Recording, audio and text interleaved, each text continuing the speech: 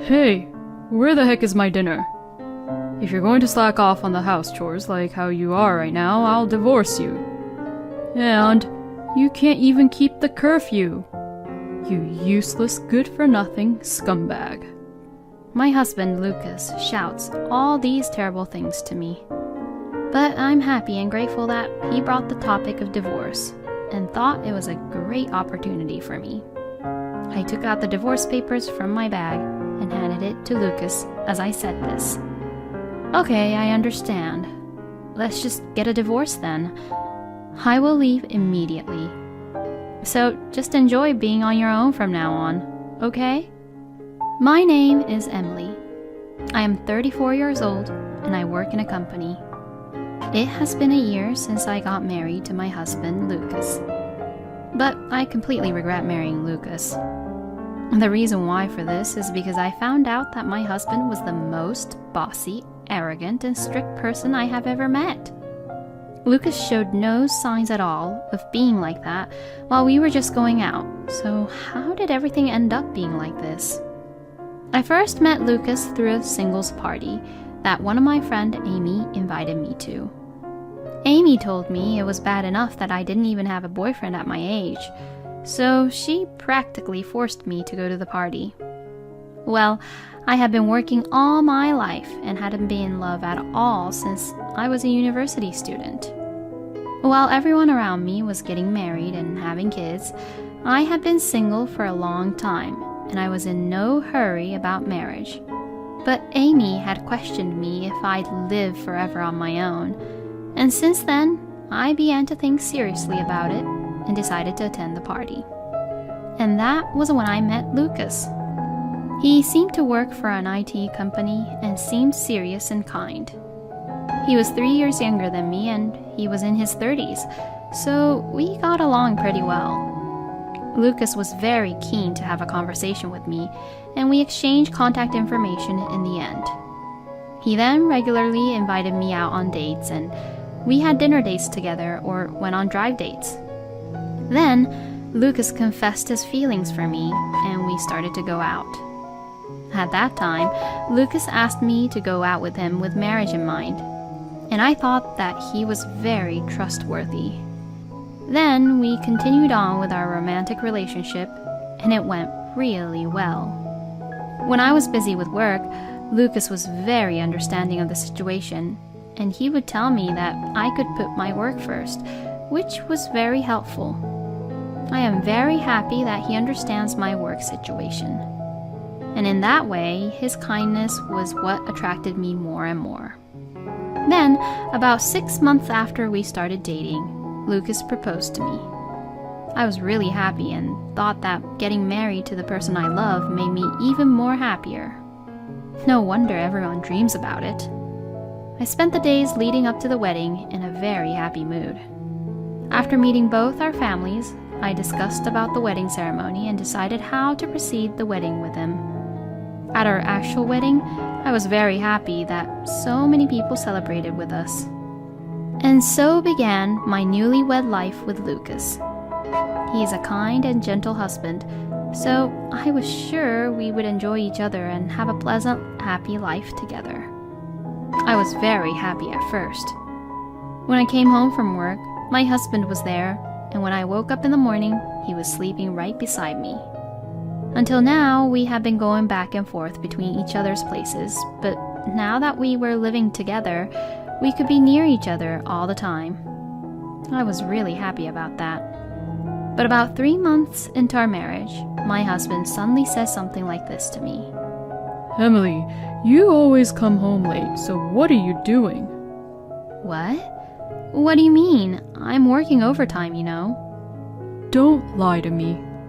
Isn't it strange that you're home so late every single day? Well, but even if you say so, I'm the department manager, remember?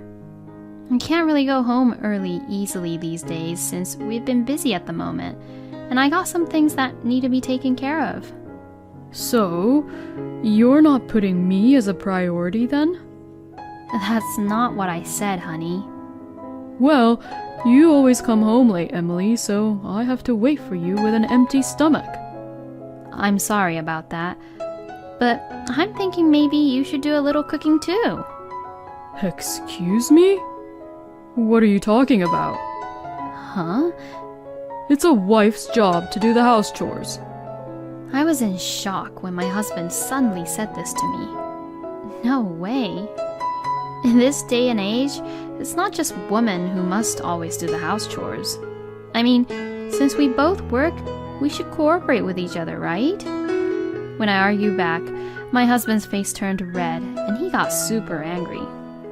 Wow, I really didn't think that you were that kind of person. That's enough. I'm going out to eat today. And saying that, my husband ran out of the house. When we were dating, my husband had never said anything like this to me. I was upset because this was the first time he had behaved like this since we got married. I do remember that my husband did say that he was not really good at cooking.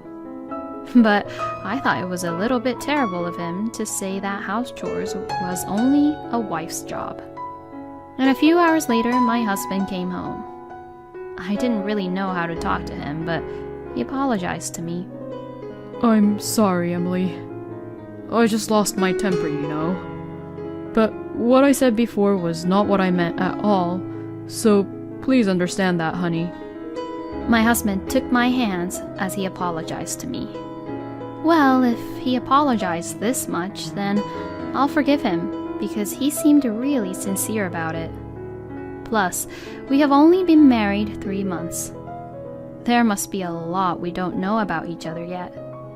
I want to show everything and accept everything, even the parts I wouldn't like about Lucas, and move forward on how to solve the issues one by one as husband and wife. All right, it's okay, honey. It's true that I too was all about work and put Lucas and doing the house chores as a second priority. Now that we are married, we do need to spend more time together as a couple after all. And that's how Lucas and I made up. I try my best to not do much overtime as much as possible and try to go home as early as possible. And when I came home, I tried my best to cook for my husband every day. Wow, this fried chicken is so delicious. Oh, really? Thanks. I made a lot, so please eat a lot, okay? Yay! Lucas would eat all the foods I cooked deliciously. Seeing him eat happily like that alone makes it worthwhile for me to cook the dishes for him.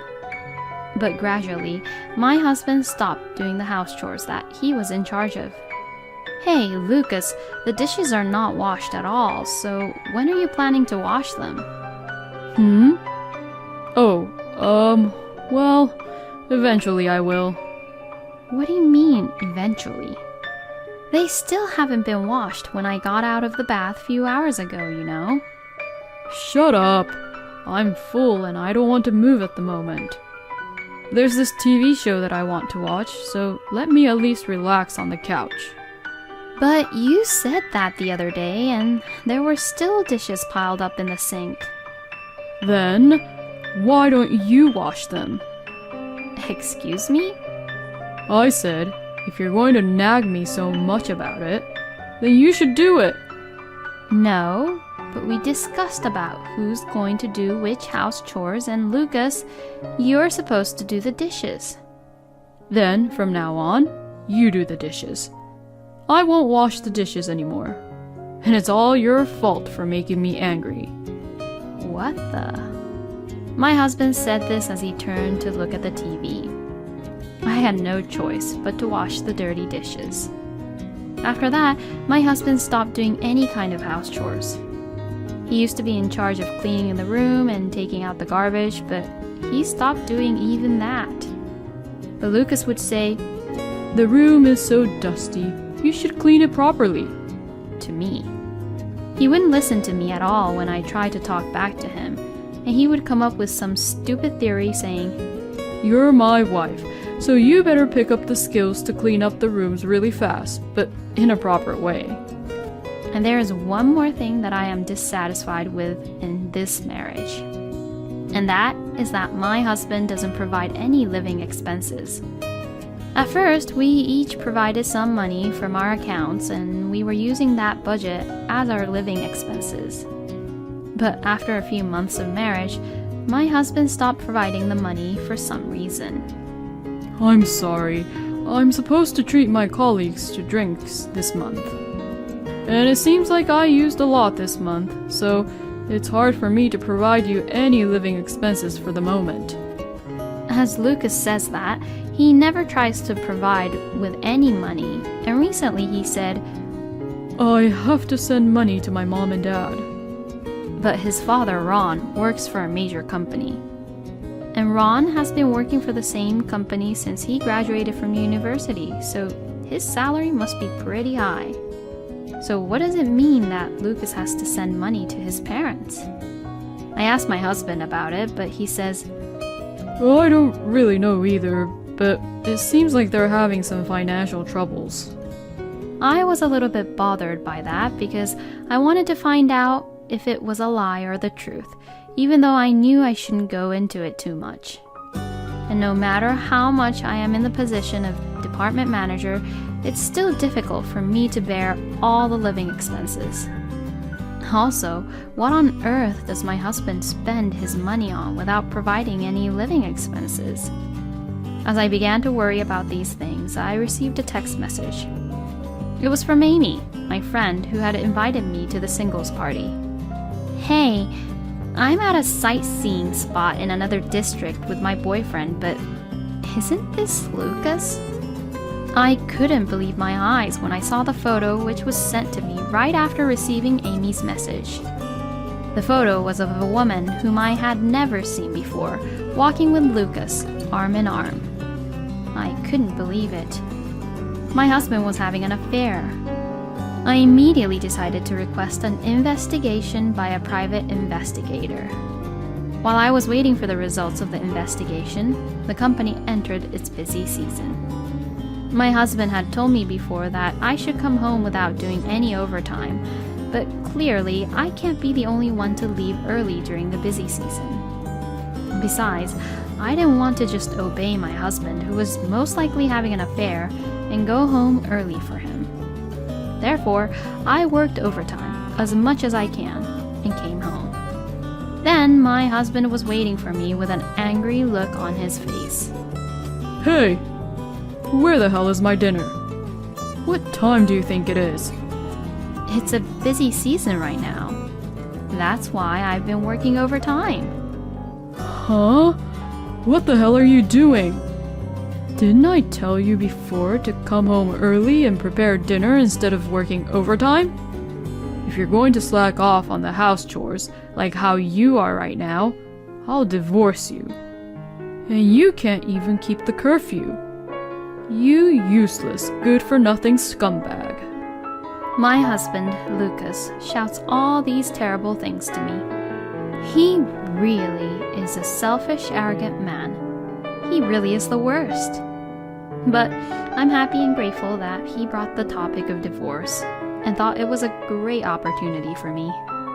I took out the divorce papers from my bag and handed it to Lucas as I said this. Okay, I understand. Let's just get a divorce then. What? My husband was surprised that I easily agreed to the divorce. And since I had even prepared the divorce papers, he was quite surprised. What the hell? Why the hell do you have divorce papers ready already? I'm just sick and tired, and I've had enough. You don't even provide any living expenses, and you don't do any house chores at all. And yet, you yell at me and try to control me. There's no point in staying married to someone like that. I'm going to leave immediately. So why don't you just do whatever you want by yourself? I don't care anymore. I won't accept that. I will never divorce you. My husband says so, but I didn't care and started packing my bags. Hey! What the hell are you doing? I told you that I'm leaving, right? I'm pretty busy at work this month, so I don't really have the time to pay any attention to you. Saying that, I left the house while I saw my husband being flustered. Then I went back to my parents' house for the time being. My parents were surprised that I had come home so suddenly, but they were outraged when they heard what I had to say. My husband had been calling me non-stop, but I ignored all of them. The next day, I just received a call from the private investigator saying that the results of the investigation were in, so I went to pick up the documents. As it turned out, my husband was having an affair after all. I was able to get photos as evidence, so now this would also help me to get a divorce from my husband because of his affair. I ignored my husband's calls and messages for a while, and when the busy season was over, I demanded a divorce from my husband through my lawyer. I called my in-laws, Ron and Jackie, to discuss the issue with my husband, and we had a family meeting at my parents' house. How dare you demand me for a divorce? And what the hell do you think you're doing by even bringing a lawyer? My husband blamed me like that, as if he was the victim. Oh, Emily, I heard that you suddenly left Lucas. I heard that my in-laws were told by my husband that I abandoned my house chores and left the house on my own. So, I had no choice but to explain everything to Lucas's parents. I told them that my husband has been a terrible man and has forced me to do all the house chores, and that he hasn't been providing any living expenses. And finally, I showed them the evidence which I put on the table. This is the main reason I want a divorce. I cannot stay married to someone who is cheating on me. With the evidence I had, Lucas's parents were turning pale. Hey, Lucas, what the hell is the meaning of this? What the hell are you doing? Both Ron and Jackie questioned my husband. No, this is... I then handed the divorce papers once again at my husband, who lost all his words on how to explain his situation. You can't make any more excuses, you know. We'll just get a divorce and you'll pay me alimony. As I said this, my husband began to cry. I don't want a divorce. If you leave me, Emily, I won't have any money to spend on, and I won't be able to treat my lover. Excuse me? I was stunned by my husband's unbelievable comment, but I asked him what I had on my mind. You do work for an IT company, right? If that's the case, then don't you earn pretty well? Then Lucas said something unbelievable. I was fired from the company a few months after we got married. Since then, I've been working at a part-time job. Huh? What the hell? What Lucas had said surprised everyone. I'm sorry for hiding it from you, but I only earn $1,400 right now, and if you leave me, I won't be able to make ends meet. I can't even pay for the alimony. So please, let us start over. I'll properly reflect on what I did. I was just speechless to say anything else. That's enough, Lucas. I am so disappointed in you. Ron yelled at Lucas. Oh, Emily, I am so sorry for everything that happened. I will definitely make Lucas pay the alimony. Jackie says so and gave me her word. So in the end, Ron and Jackie made Lucas fill out the divorce papers, then sincerely apologized once again. I was glad that both Ron and Jackie intervened to make the divorce procedure go smoothly. And my divorce from my husband was finalized at last.